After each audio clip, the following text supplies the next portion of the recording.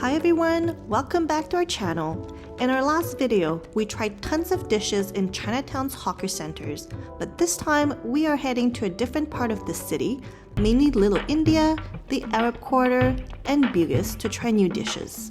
So every travel day has to start with breakfast, of course, so we started our day with breakfast in Little India. So we got ourselves some noodles for breakfast, and this is a bowl of fishball soup. And we are here at Tekka Center in Little India. I have to admit we didn't do much research for food in Little India, so we may have missed some gems, unfortunately. However, one place I knew that was well rated was Comella Villas, which opened its doors in 1947. In 2015 actually, Singapore's Prime Minister even shared a meal at Comella Villas with India's Prime Minister. So if it's good enough for them, it's definitely good enough for us. So before we start, we got ourselves some authentic masala chai that smells amazing. This was without a doubt the best masala chai I've ever had. This beverage is actually milk tea brewed with aromatic spices, especially green cardamom pods, cloves, ginger, and other spices as well. We also ordered a plate of dosa and a puri set.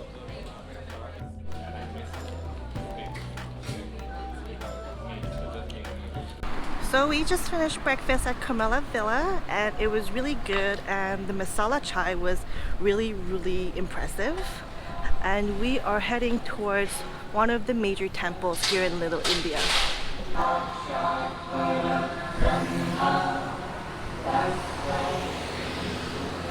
There are currently 30 Hindu temples in Singapore, and this one was very close to the MRT station. Filming was prohibited inside the temple, but I can tell you that it was extremely colorful and lively and definitely worth a visit. It was then time to head towards the Arab Quarter.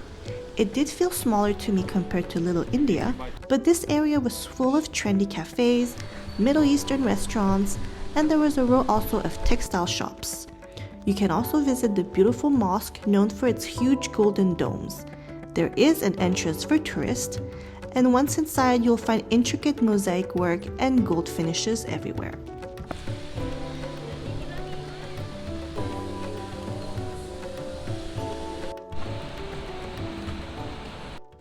And we are now at Bugis Street, which is located just 20 minutes away from the Arab Quarter. And there's a lot of shops here as well, just like Orchard Road. To be honest, at this point, we were getting a bit tired of malls and shopping, but we never get tired of eating at hawker centers, so of course, we headed towards the closest one, called Maxwell Food Center.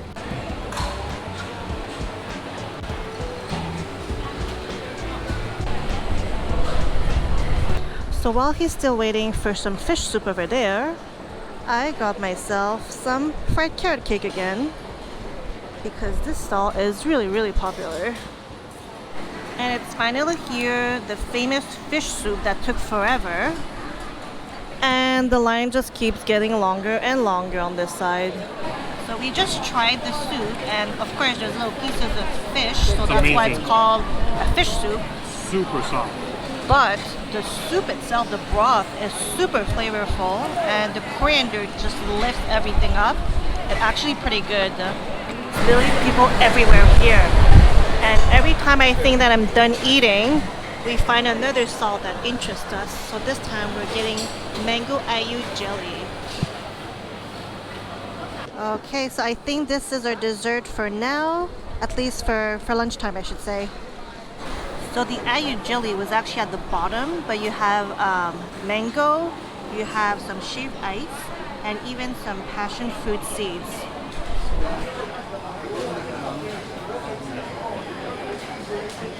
And now with our stomach full, we were ready to go out again.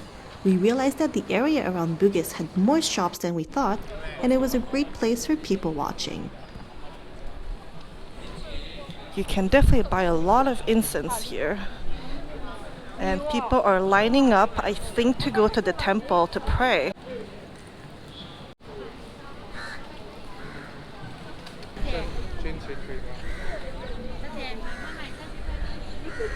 And right next to the Chinese temple is actually another Indian temple that looks absolutely stunning with the colors. Chinese temple was this way, and the Indian temple is just here.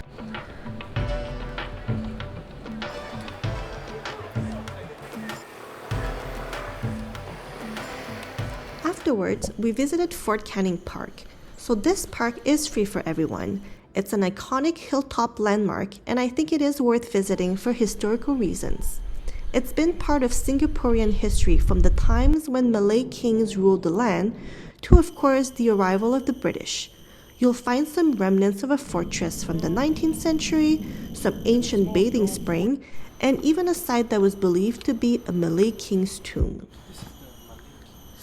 Thrived in the 14th century, occupied various buildings, political, religious, and commercial significance. You'll definitely notice the park's military pass if you visit. There are 2 9-pound cannons in Fort Canning Park, and there are actually tunnels that were secretly built by the British between 1936 to 1938. There's even a spice garden that explains Singapore's role in the ancient spice trade. And just like that, in like 2 seconds, we are stuck in another rain shower, and we are stuck in this park.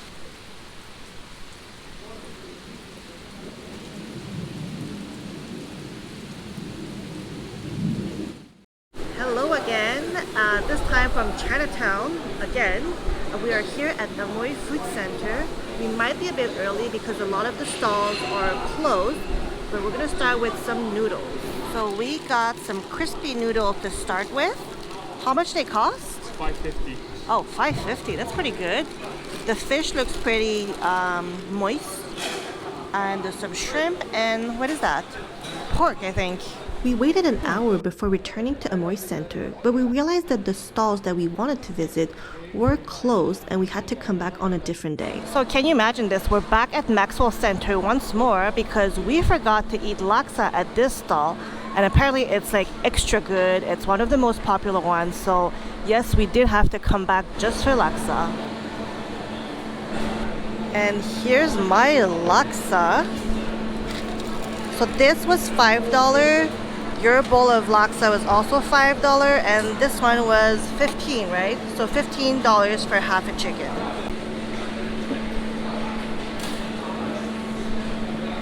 Oh my god. This is the best laksa. Oh, spicy. It's so good. So another serving of Hainanese chicken rice. But this time it's from Atai, which is another stall here at Maxwell. And it's incredible how smooth the chicken is here in Singapore. Very tender. And of course, no trip to a hawker center is complete without some juice.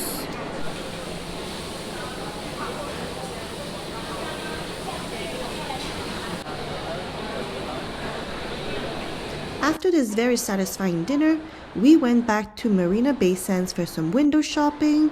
We got ourselves some breakfast for the following day, but it was mainly to watch the free nightly outdoor water show in front of MBS. This is a 15-minute show that features colorful visual projections, lasers, and dancing fountain jets. You can watch it every night at 8 p.m. as well as 9 p.m. And on Friday and Saturday, there's also a 10 p.m. show.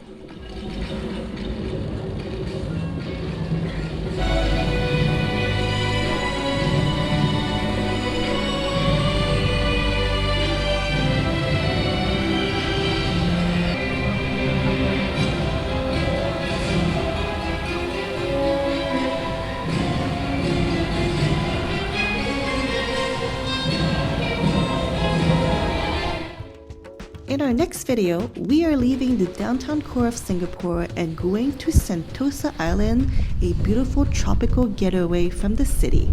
If you enjoyed our video so far, feel free to like and subscribe because we have tons of videos coming up.